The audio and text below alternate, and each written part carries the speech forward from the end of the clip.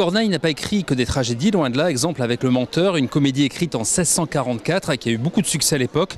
Pièce reprise aujourd'hui dans une mise en scène de Julia Vidi.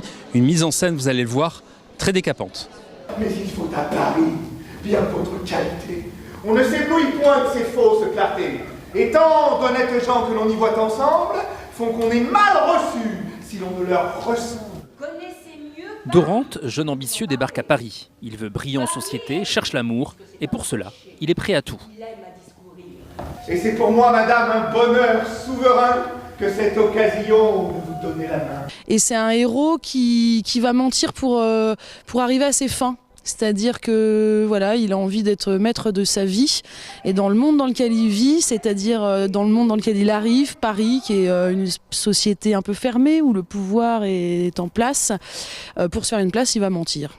Donc, pour sauver ma vie ainsi que son honneur et me mettre avec elle au comble du bonheur, je changeai d'un seul mot la tempête en bonasse et fis ce que tout autre aurait fait en ma place. Choisissez maintenant de me voir ou mourir ou posséder un bien qu'on ne peut trop chérir. C'est drôle parce qu'on suit ses mensonges et qu'on sait qu'il ment. Et c'est à la fois un peu acide parce qu'on sait que c'est amoral de mentir, on sait que c'est pas bien et ça nous met face à une question, c'est-à-dire pour y arriver, faut-il raconter des bobards? Faut-il porter un masque? Faut-il tricher aujourd'hui pour y arriver? Ingrat,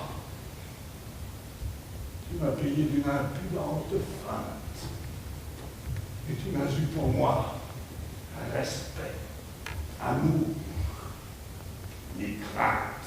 Ce qui est drôle en fait dans cette pièce, c'est aussi que le menteur, c'est un menteur, mais que tout autour, ils sont pas moins menteurs que lui. Sauf qu'ils l'assument moins et qu'ils vont moins loin dans leurs mensonges.